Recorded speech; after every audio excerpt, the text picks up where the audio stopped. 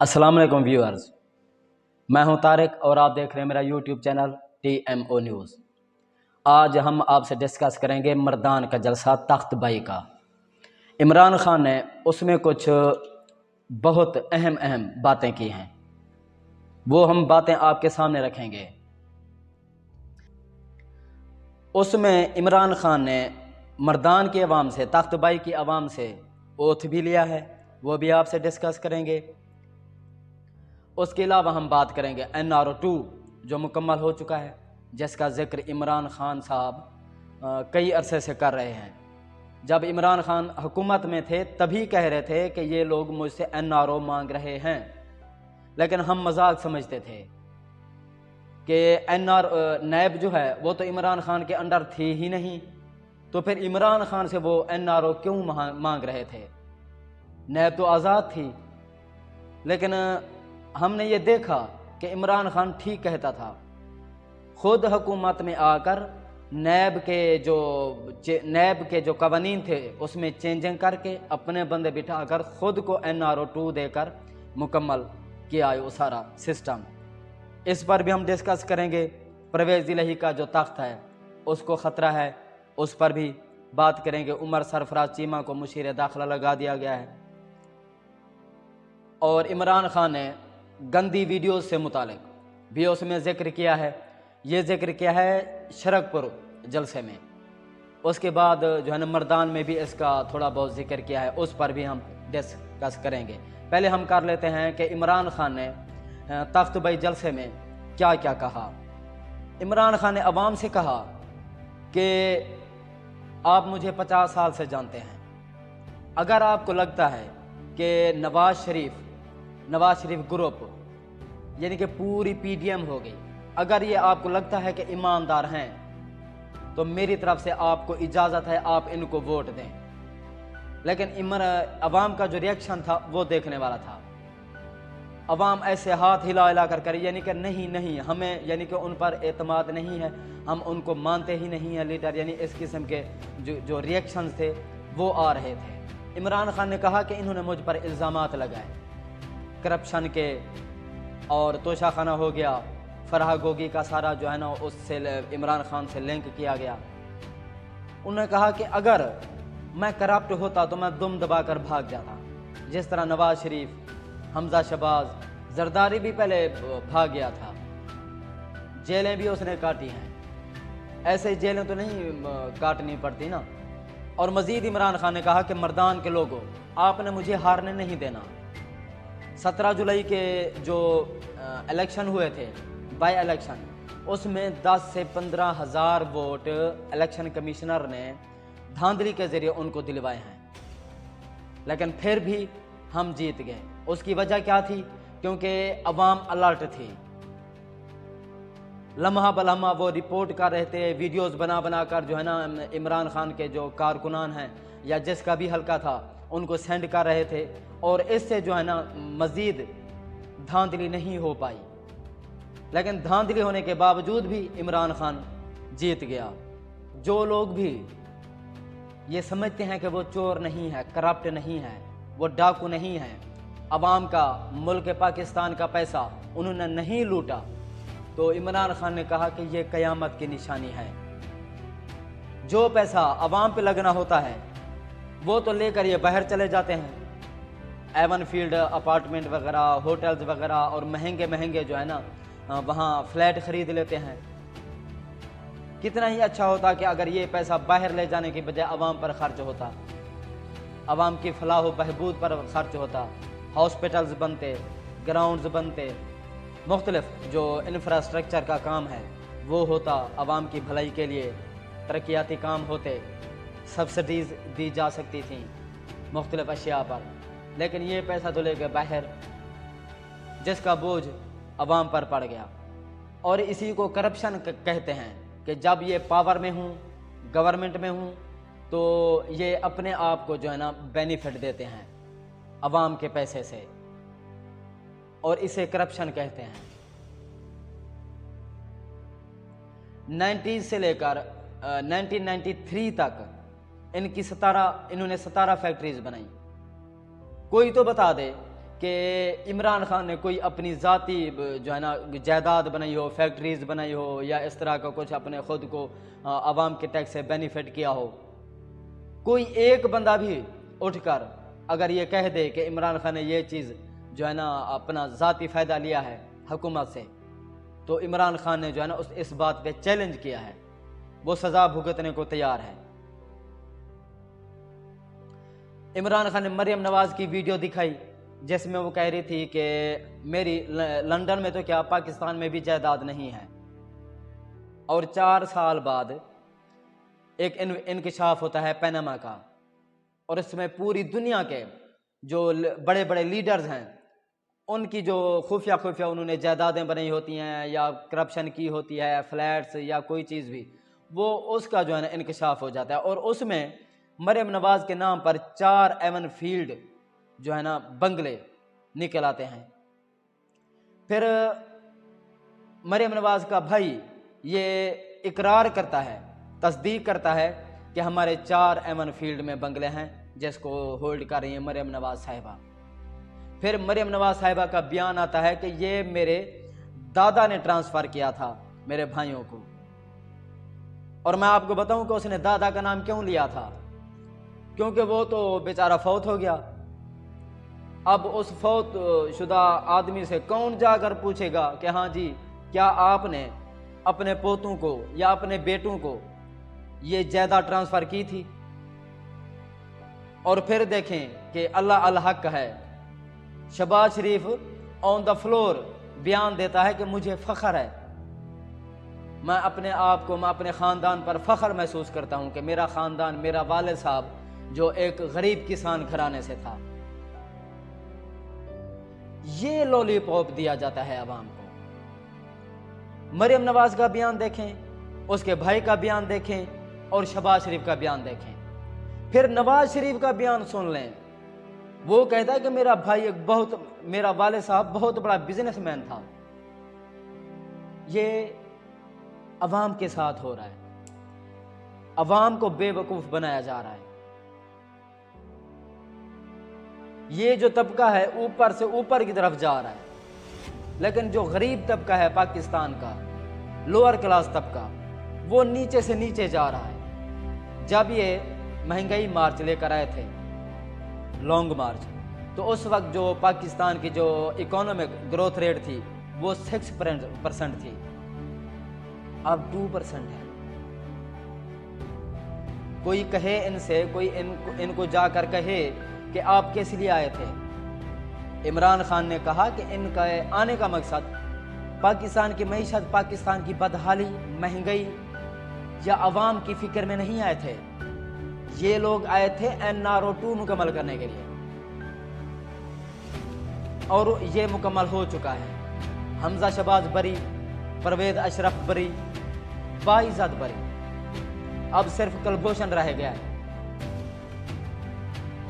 اور میں تو کہتا ہوں کہ یہ جو عدل و انصاف کے ادارے ہیں ان کو بند کر دینا چاہیے، نیب، FIA بند کر دینا چاہیے اس کو، کیونکہ وہ جب ان کی کرپشن پکڑی بھی جائے تو سزائیں اگر نہیں دلوا سکتے اور اس طرح باعزت بری کر کے کیس ختم کر دیتے ہیں تو پھر ان کو رکھنے کا فائدہ؟ پاکستانی خزانے پر، پاکستان کے قوم کے خزانے پر بوجھ ہے نا، جن کی لاکھوں روپے تنخواہیں ہیں، ایکسپینسز علاوہ، تو پھر ختم کر دینا چاہیے ایسے نظام کو۔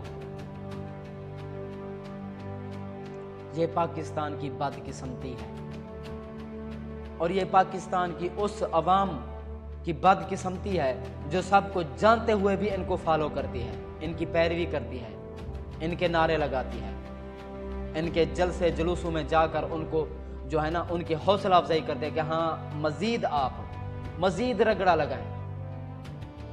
وہ بے وقوف لوگ ہیں، جب ان کو عقل آئے گی نا تب تک دیر ہو چکی ہوگی۔ مریم کو بھی پتہ نہیں کہ میرا دادا کیا تھا، شہباز شریف صاحب کو بھی پتہ نہیں کہ میرے ابا کیا کرتے تھے، وہ غریب کسان کے بیٹے تھے یا غریب کسان کے گھرانے سے تھے یا کوئی بہت بڑے بزنس مین تھے۔ نواز شریف کو بھی پتہ نہیں کہ میرے ابا جی کیا تھے، وہ کہتے ہیں کہ امیر گھرانے سے تھے، شہباز شریف صاحب کہتے ہیں کہ غریب کسان گھرانے سے تھے۔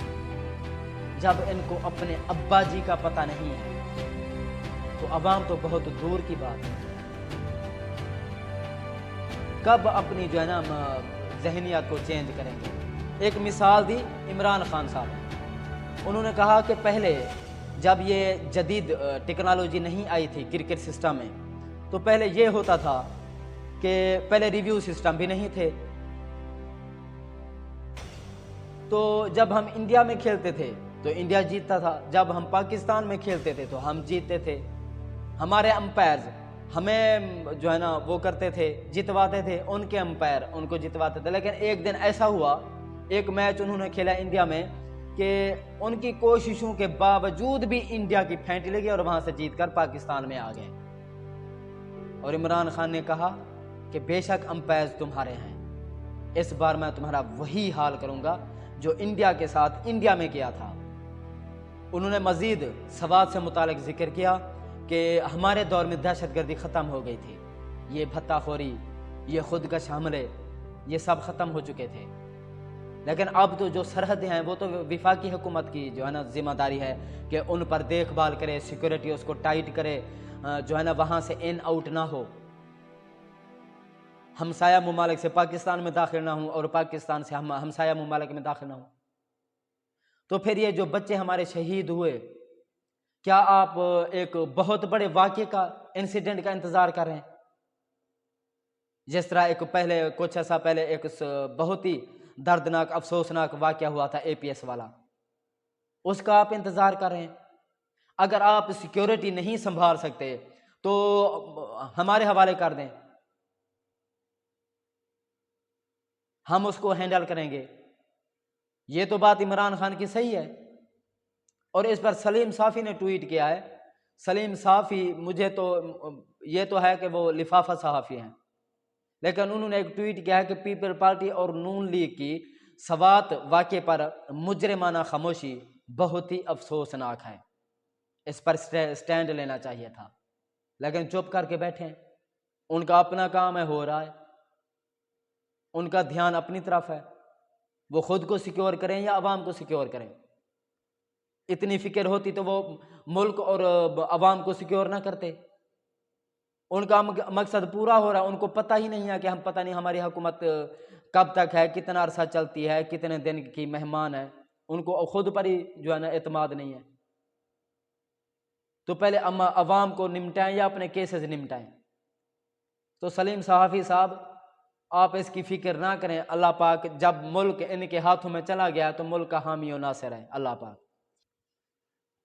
مزید عمران خان نے کہا کہ ہم امریکہ کی جنگ میں شریک ہو کر نقصان اٹھایا ہے، 100 ارب ڈالر کا مالی نقصان ہوا ہے، اور 80,000 ہماری قیمتی جانیں جو ہے نا وہ ہم گنوا بیٹھے ہیں۔ عمران خان نے کہا کہ میں نے ایک ڈرون بھی نہیں ہونے دیا، اور میں نے امریکہ پر واضح کیا تھا کہ اگر امریکہ کا ڈرون پاکستان میں انٹر ہوا تو ہم مار گرائیں گے۔ یہ عمران خان کا بیان میں نے خود سنا تھا،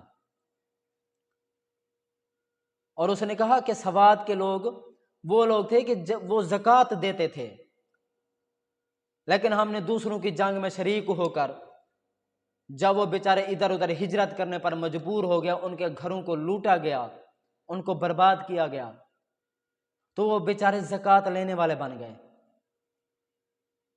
کیونکہ ان کی حالت ہی ایسی ہو گئی تھی۔